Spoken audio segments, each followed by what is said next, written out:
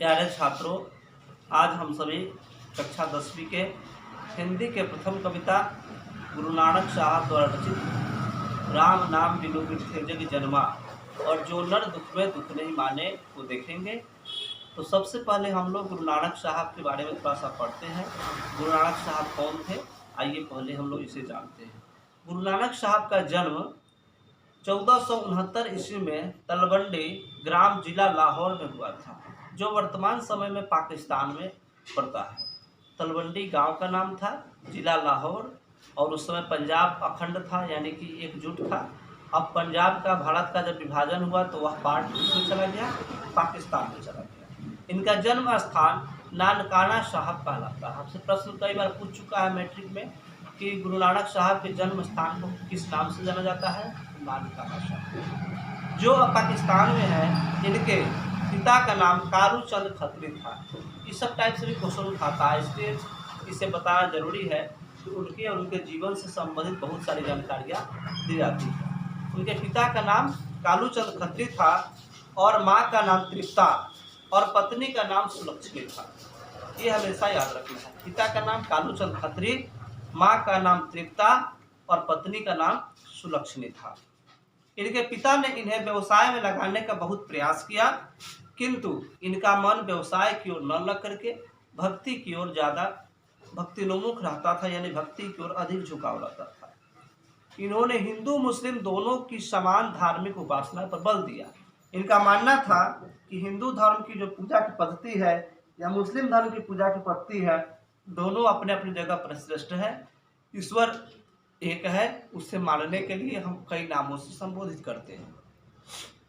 वर्णाश्रम व्यवस्था और कर्मकांड का विरोध करके निर्गुण ब्रह्म की भक्ति का प्रचार किया। वर्णाश्रम मतलब जाति पाति जो था, इसका उन्होंने विरोध किया और इसके बाद में ईश्वर को निर्गुण मान करके इन्होंने उसकी भक्ति करने पर जोर दिया। गुरु नानक ने व्यापक देशाटन किए, यानी कि विभिन्न देशों की यात्राएं किए और मक्का मदीना तक की यात्रा की, जो मुस्लिम धर्म का पवित्र तीर्थ स्थल है। जिस यात्रा को मुस्लिम लोग हज का नाम देते हैं, वहाँ भी ये गए। गुरु नानक साहब ने मुगल सम्राट बाबर से भेंट किया था और आगे चल करके इन्होंने एक धर्म की स्थापना किया जिसे सिख धर्म के नाम से जाना जाता है। बार बार प्रश्न पूछता है कि सिख धर्म की शुरुआत किसने किया था? गुरु नानक साहब ने किया था।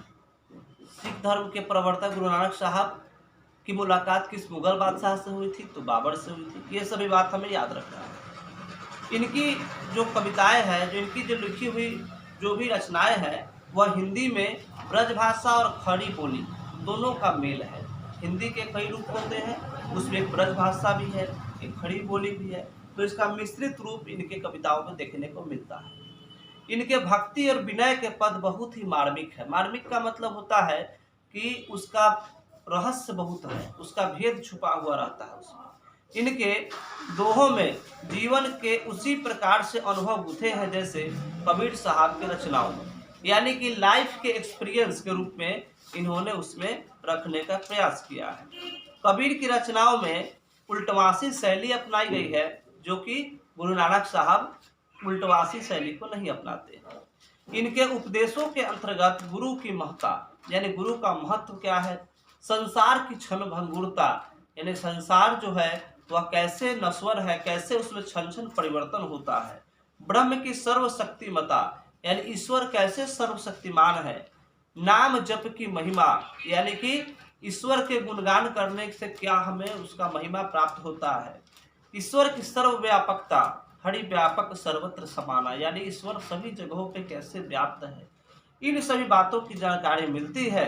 इनकी रचनाओं का संग्रह सिखों के 5वें गुरु अर्जुन देव ने 1604 ईस्वी में किया, जो गुरु ग्रंथ साहब के नाम से जाना जाता है। इसके नाम से जाना जाता है, गुरु ग्रंथ साहब के नाम से जाना जाता है। इसकी रचना कब हुई? 1604 ईस्वी में। किसने किया? तो सिख धर्म के 5वें गुरु अर्जुन देव ने किया। गुरु नानक साहब की जो रचनाएं हैं, उसमें कुछ मुख्य रचनाएं हैं जैसे जपूजी, आशा दीवार, रही रास और सोहिला। कहते हैं कि सन 1593 में इन्होंने वाह गुरु कहते हुए अपने प्राण को त्याग दिया। निर्गुण निराकार ईश्वर के उपासक गुरु नानक हिंदी के निर्गुण भक्ति धारा के एक प्रमुख कवि हैं। पंजाबी मिश्रित ब्रजभाषा में रचित इनके पद सरल सच्चे हृदय की भक्ति भावना में डूबे उद्गार है, यानी कि भक्ति के रहस्य को ये बताते हैं। इन पदों में कबीर की तरह प्रखर सामाजिक विद्रोह भावना भले न दिखाई पड़ती हो, किंतु धर्म उपासना के कर्मकांड मूलक सांप्रदायिक स्वरूप की आलोचना तथा सामाजिक भेदभाव के स्थान पर प्रेम के आधार पर सहज सद्भाव की प्रतिष्ठा दिखाई पड़ती है। इन्होंने कहा कि समाज में कर्मकांड से समाज का कल्याण नहीं होगा, आडंबर से नहीं होगा, बल्कि समाज में प्रेम पूर्वक भाईचारा पूर्वक चलने से ही समाज का विकास हो सकता है। नानक साहब के जो पद हैं वो वास्तव में प्रेम एवं भक्ति के प्रभावशाली मधुर गीत है, यानी कि भक्ति के और प्रेम के प्रभावशाली गीत के रूप में जाना जाता है। यहाँ नानक साहब के ऐसे ही दो पद हम लोग अभी देखेंगे। प्रथम पद बाहरी वेशभूषा का विरोध करता है कि दिखावा से भक्ति नहीं होता है।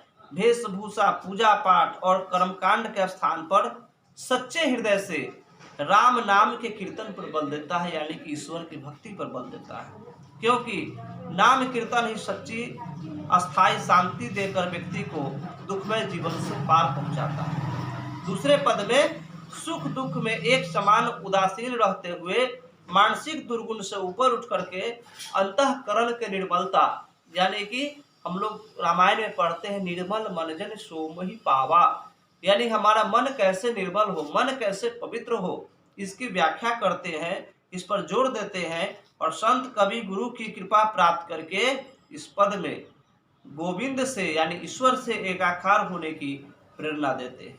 तो आइए हम सभी इनके पद को देखते हैं। हम सभी गुरु नानक साहब के जीवनी को देख चुके हैं। अब हम लोग गुरु नानक साहब द्वारा रचित उनके पद को देखेंगे। गुरु नानक साहब ने अपने पहले पद में कहा कि राम नाम बिनु बिरथे जग जन्मा, अर्थात राम के नाम के बिना यह जो जन्म है वह व्यर्थ है, बेकार है। राम का मतलब क्या, यानी राम का अर्थ है ईश्वर। राम के बारे में गोस्वामी तुलसीदास जी महाराज कहते हैं अपने रामायण में कि एक राम घट घट में बोले। एक राम क्या है, वह सभी कण कण में बोलता है। जो आत्मा की सत्ता है, जो हम सब के अंदर जीव की सत्ता है, वह भी एक राम है, सब कण कण में विराजमान है। एक राम घट घट में बोले, यानी जीव की सत्ता। एक राम दशरथ घर डोले, यानी दूसरा राम कौन है, जो दशरथ जी के घर में जन्म लिए, अर्थात वह गुरु का प्रतीक, भक्तों का उद्धार के नाम जो प्रतीक। एक राम में सकल पसारा, यानी एक वह राम है जो संपूर्ण सृष्टि में उत्पत्ति पालन और संहार का काम करता है, जिसको अक्षर ब्रह्म कहा जाता है। और एक राम है सबसे न्यारा, यानी कि सबसे अलग कौन है, वही राम है ईश्वर की सत्ता। तो उस राम का भजन, उस राम का गुणगान, उस राम की भक्ति यदि यह आत्मा रूपी राम नहीं कर पाती है या जीव नहीं कर पाती है, तो उसका जीवन क्या है, व्यर्थ है, बेकार है। इसी के संबंध में गुरु नानक साहब कहते हैं कि राम नाम बिनु बिरथे जन्मा। भिक्षु खावे भिक्षु बोले। भिक्षु खावे का मतलब क्या है, हम सब का खान पान अशुद्ध होता जा रहा है। मानव अपने भोजन को, अपने दिनचर्या को, अपने खान पान को त्याग करके न जाने क्या क्या खा रहा है। आज हम सभी मांसाहार करते हैं, विभिन्न प्रकार के नशा का सेवन करते हैं। इससे क्या है, हमारा खान पान में बहुत बुरा प्रभाव पड़ रहा है। जैसे हमारे पास हमारे संस्कार में, हमारे जीवनचर्या में बहुत सारा परिवर्तन हो रहा है। भिक्षु खावे भिक्षु बोले, बिनु फिर कहते हैं कि फलू मटी भ्रमना, यानी कि बिना नाम के यह क्या है, जीवन निष्फल है, बेकार है। भिक्षु खावे भिक्षु बोले। संतों ने कहा कि जैसा अन्न जल खाइए वैसा पानी हो, वैसा जैसा अन्न खाइए वैसा होवे, मतलब अन्न का ही प्रभाव क्या होता है, हमारे मन पर होता है। और जैसा पानी पीजिए वैसा पानी हो, ठीक है।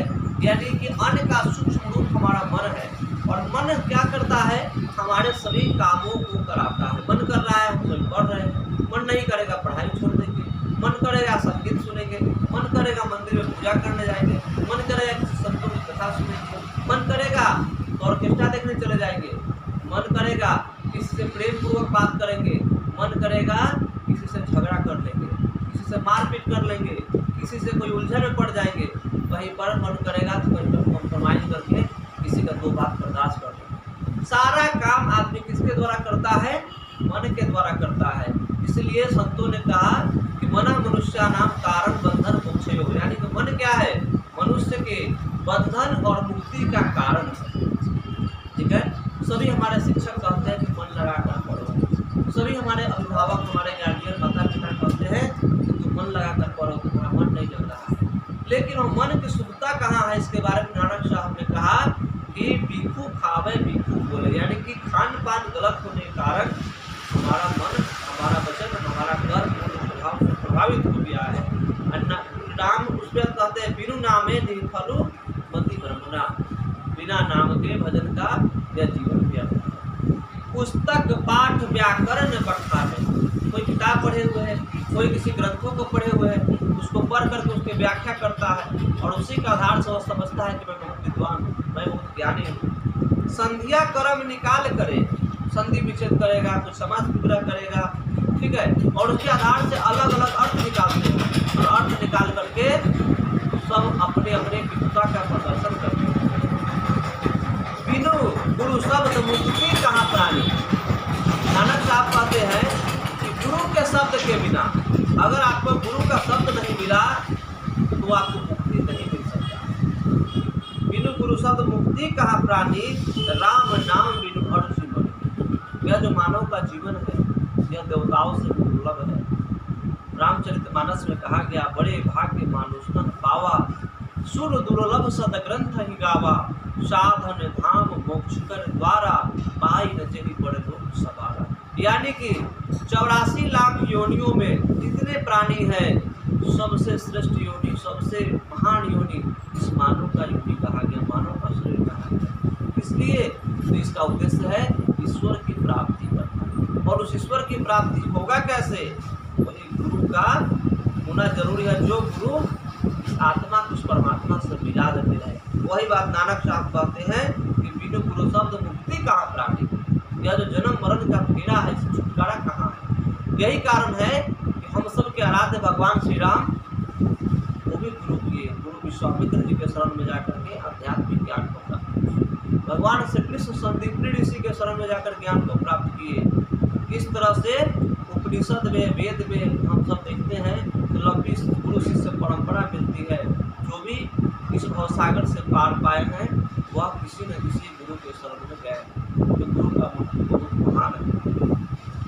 दंड कमंडल शिखा सूत कोटि, तीरथ गबनु अति भ्रमण करे। कोई डंडा लेकर, लाठी लेकर चल रहा है, देखिएगा बहुत सारा भक्ति के नाम पर लोग क्या करता है, छड़ी रखता है। देहात में होता है भूया बसावन का पूजा, कारिक महाराज का पूजा, बनी गौरैया का पूजा, न जाने क्या क्या होता है।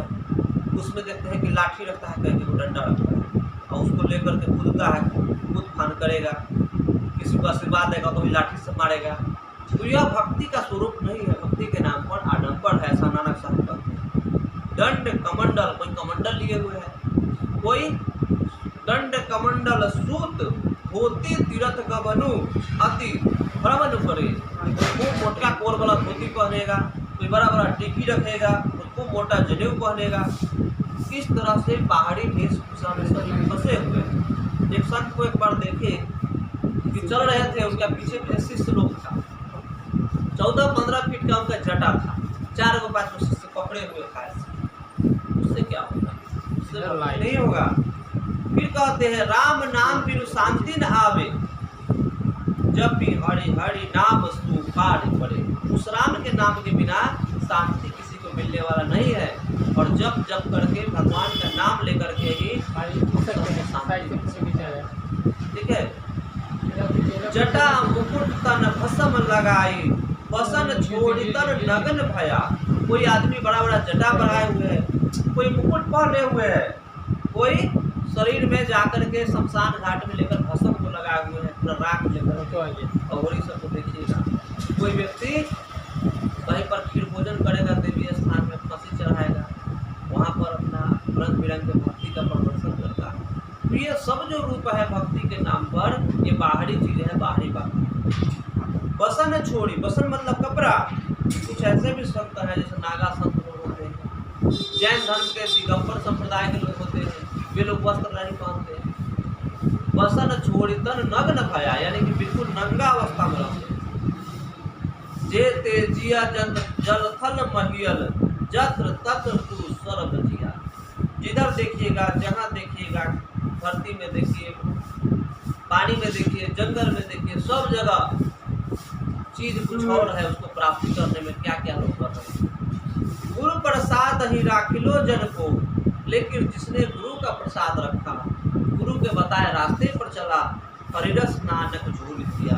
नानक साहब कहते हैं उसी का बेड़ा पार होता है, उसी की झोली भरती है। क्योंकि हमारे पूर्वजों ने, हमारे ऋषियों ने यही संदेश दिया है कि गुरु का सम्मान करे, गुरु की आज्ञा में चले।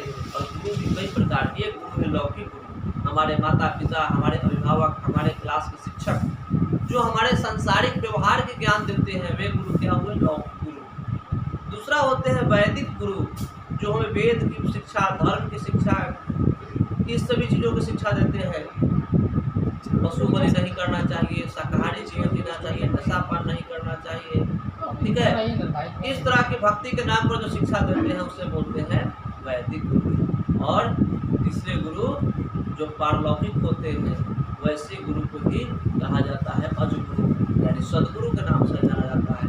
उसी गुरु का संकेत यहाँ पर नानक साहब ने किया।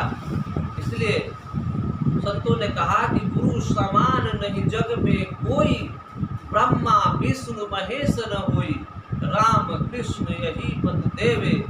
ठीक है, सब लोग यही संदेश देते हैं, कैसे गुरु के शरण में जाकर के तो अपना नैया पार करें, कैसे मेरा पार। यह प्रथम पद में उन्होंने कहा गुरु का महत्व, ठीक है। ध्रुव के बनि प्रहलाद के बनी गए, गुरु चरणन अनुराग रे तो ही बिगड़ी बनेगी। संतों ने कहा कि गुरु के चरणों में जाने से ही ध्रुव जैसे, प्रहलाद जैसे न जाने कितने का कल्याण हुआ, हम सब का कल्याण हुआ। फिर आगे दूसरे पद में कहते हैं जो नर दुख में दुख नहीं माने, अर्थात वैसा व्यक्ति जो दुख में दुख नहीं माने, किसी के दुख से प्रभावित नहीं हो, वह व्यक्ति में मानव का गुण नहीं। सबसे बड़ी चीज है मानव के अंदर संवेदना का गुण होता है। हम आपके दुख से दुखी होते हैं, आप अगर कोई खुशहाली का जीवन जीते हैं तो हमारे अंदर भी प्रसन्नता होना चाहिए, तब आप एक सही अर्थ में मानव हैं, ठीक है। तुलसीदास जी ने कहा कि आवत ही हर्षय नहीं, नयनन नहीं सने। किसी घर पर जाइए, आपको देखकर खुशी नहीं होगा, ठीक है। तुलसी वहाँ न जाइए कंचन बरसे, वहाँ पर जाने के बाद अगर आप उसके आंखों में आपके प्रति श्रद्धा का भाव नहीं हो, प्रेम के आंसू नहीं हो, आपका स्वागत खातिरदारी अच्छे से ना करे, तो वैसे जगह पर जाना नहीं चाहिए, चाहे वह सोना का ही बरसा क्यों न हो, हर चीज बरसा, ठीक है। उसी प्रकार से आप कहते हैं कि जो नर दुख में दुख नहीं माने, सुख सने और भय नहीं जाके कंचन माटी जाने। जो आदमी सुख में इतराए नहीं और दुख में घबराए नहीं, क्योंकि सुख और दुख क्या है? हमारे जीवन का दो पक्ष है, सिक्के का दो पहलू है। जैसे एक तरफ हेड, एक तरफ टेल होता है सिक्के में, उसी प्रकार से संतों ने कहा कि जीवन में सुख और दुख की घड़ी चलती रहती है। जैसे दिन के बाद रात और रात के बाद फिर दिन होता है, उसी प्रकार से यह संसार परिवर्तनशील है, कभी दिन होता है, कभी रात होता है, यह क्रम अनवरत चलते रहता है। इसी के बारे में नानक साहब कहते हैं सुख और दुख, सुख सने और भय नहीं जाके, ठीक है। भय भी नहीं, निर्भय होगा। निर्भय कौन होगा? जो ईश्वर से भय रखेगा वह संसार से पूरा निर्भय रहेगा, और जो संसार से डरेगा वो ईश्वर से नहीं डरेगा तो पूरा दुनिया से डरना होगा। इससे अच्छा है कि एक जगह डरो, ऊपर वाला से डरो, कहीं नहीं डरने की जरूरत पड़ेगी। सुख सने और भय नहीं जाके कंचन माटी जाने। दूसरे के संपत्ति, दूसरे के सोना, दूसरे के धन, दूसरे की जो भी चीज़ है, जमीन जायदाद, परिवार, मकान, संपत्ति, उसको क्या समझना चाहिए? माटी का ढीला समझना, क्योंकि अपना जो धन है वही आपका अपना है। है उसका है, मेरा नहीं है। बच्चों को यह शिक्षा देनी चाहिए कि दूसरा का सामान कैसा है, मिट्टी के ढेला के समान। नहीं निंदा नहीं स्तुति जाके, लोभ मोह अभिमाना, ना तो किसी को प्रशंसा करनी चाहिए। वो प्रशंसा करेंगे आपका उसके प्रति एक विशेष आस्था रहेगा, और जब अपनापन खत्म होगा या आपके सामने से कुछ गलती हो जाएगा, आस्था बिल्कुल समाप्त हो जाता है। ठीक है, तो निंदा नहीं स्तुति जाके, और न किसी की विनाई करनी चाहिए। संतों ने कहा निंदा क्या है, एक पुरुष का एक व्यक्ति का गुण नहीं, मतलब यह अच्छे लोगों का गुण नहीं है, किसी की शिकायत नहीं करनी चाहिए। लोभ मोह अभिमाना, लोभ में भी नहीं होना चाहिए। लोभ के कारण बहुत सारे प्रभाव हम लोग देखते हैं, बहुत सारे लोग फंस जाते हैं। अब साधारण सी बात हम लोग देखते हैं, जब दुर्गा पूजा का समय आता है, दशहरा का समय, तो फंसी कटाता है भगवती स्थान पर। आप सभी लोग देखिए, फंसी को नहवा धोवा कर खूब बढ़िया से ले आता है, उसके सामने बड़ा अच्छा कचौड़ी छान के पूरी ले जाएगा, उस पर चना रख देता है, अरवा चावल रख देता है, केला का पत्ता पर ले जाता है। उसको लगता है यहाँ इतना अच्छा तो पूरी खिला रहा है, तो मालूम नहीं है कि क्या मेरे साथ होने जा रहा है। खाने के लोभ में पड़ता है, मतलब तो लोभ जो है बहुत, इसका प्रभाव बुरा होता है। हम लोग बहुत सारे कथा कहानी के माध्यम से पढ़ते हैं, ज़्यादा लोग जो है वह क्या करता है, व्यक्ति को पतन की ओर ले जाता है। तो आदमी को लोभ नहीं करना चाहिए। मोह भी क्या है, जीव के पतन का कारण। कोई दुर्घटना हो गया, कोई आपसे बिछुड़ गया, तो उसके मोह में डूबे रह जाएंगे तो आपका समय तो बर्बाद अभी का हो ही गया, आने वाला समय भी बेकार हो जाएगा। और अभिमान यानी कि घमंड जो है वो हमेशा दूर रखना चाहिए, मन में अभिमान नहीं रखना चाहिए। इसीलिए संतों ने कहा कि अपने अभिमान को क्या करना है, गुरु के चरणों में समर्पित कर देना है। ठीक है, अपने शीश को गुरु के चरणों में दे देना है। शीश देने का मतलब सिर काट के नहीं। बहुत संतों ने कहा कि बकरा का सिर काट के चढ़ा दिए हो गया, नहीं। सिर देने का मतलब, सिर का मतलब होता है घमंड, अहंकार। मैं अपने अहंकार को, अपने घमंड को जीवन का मैंने सौंप दिया, सब भार तुम्हारे चरणों में, उत्थान पतन अब मेरा है, सरकार तुम्हारे चरणों में, सब कुछ उनके चरणों में समर्पित कर देना। और तब जा करके आप एक सही में मानव कहलाने के अधिकारी होंगे। फिर कहते हैं आशा मनसा सकल त्याग के, जगते रहो निराशा। संसार में किसी से आशा रखिएगा और उस आशा की पूर्ति नहीं होगा तो दुख होगा। इसलिए पहचान सबसे रखिए, लेकिन भरोसा खुद पर रखिए कि मैं जो करता हूँ, मैं जो करूँगा, इसी पर मुझे भरोसा है। अन्यथा आदमी को दुख क्यों होता है, जब कोई आदमी से बहुत उम्मीद रहता है, वह उम्मीद पूरा नहीं होता है। इसलिए नानक साहब कहते हैं कि आशा मनसा सकल त्याग के, इन सभी चीजों को त्याग देना है, जगते रहो निराशा। संसार में निराशा भाव में इन सबों से अलग होकर रहना है। काम क्रोध जही परसे नाही, देहघट ब्रह्म निवास, जिसके अंदर काम यानी कि लोभ लालच के गुण नहीं हो, कामनाओं के ज़्यादा इच्छा नहीं हो, ये हो जाए वो हो जाए। अब जरूरत है, ठीक है, जितना चाहिए उतना होना चाहिए। लेकिन किसी को पैदल चल रहा है तो सोचता है कि साइकिल हो जाए, साइकिल हो जाए तो सोचता है कि मोटरसाइकिल हो जाए, मोटरसाइकिल के बाद सोचता है कि 4 चक्की गाड़ी हो जाए, फिर सोचता है कि शहर में मकान हो जाए, हेलीकॉप्टर हो जाए, फैक्ट्री हो जाए, सब कुछ हो जाएगा, फिर भी वो संतुष्ट नहीं होगा। संतों की वाणी है कि 3 लोक की संपदा आए बसे घर पाई। पूरे संसार का जितना संपत्ति है अगर आपके घर में आ जाए तो बहु मन शीतल नहीं, तभी भी आपका क्या होगा, मन शांत नहीं होगा, और इच्छा जाए और हो जाए और हो जाए और हो जाए, इस फेरा हुआ पड़ा। वही कह रहे हैं कि काम क्रोध जही परसे नाही, देहघट ब्रह्म निवासा, उसी के अंदर ईश्वर का निवास होता है, उसी के अंदर ईश्वरीय शक्ति काम करता है, ईश्वर की बातें काम करता है। गुरु कृपा जही नरपे किन्नो, दिव्य चुक्ति पिछाड़ी। जिस पर गुरु का कृपा हो गया उसी ने इस चुक्ति को जाना। नानक लीन भयो गोविंद सो, नानक साहब गोविंद से लीन हो गए, ईश्वर से लीन हो गए। जो पानी संग पानी, जैसे पानी में पानी मिल जाता है, उसी प्रकार से यह आत्मा भी चेतन है और परमात्मा भी चेतन है। यह आत्मा भी सत्य है, इसकी मृत्यु नहीं होती है, नहीं इसका जन्म, और परमात्मा भी सत्य है। ठीक है। उस परमात्मा में एक अतिरिक्त गुण है, एक्स्ट्रा एक उसमें क्वालिटी है, वह है क्या? आनंद का, सुख का। और हम सबको सुख चाहिए, हम सबको आनंद चाहिए, इसलिए हमें परमात्मा की प्राप्ति करनी है। तो यह आत्मा उस परमात्मा को प्राप्त जो करती है, कैसे? गुरु की कृपा से, गुरु के आधार से। इसी गुरु का महत्व यहाँ पर नानक साहब देते हैं। तो यह गुरु नानक का जो कविता है आपके पाठ्य पुस्तक में एक अच्छा संदेश लेकर आया है। आप सब लोग इसको समझे, पढ़े, और मैंने इसके एक एक शब्द का व्याख्या करने का आप सब लोगों में प्रयास किया। आशा करता हूँ कि आपको यह तैयारी करने में लाभ पहुँचाएगा।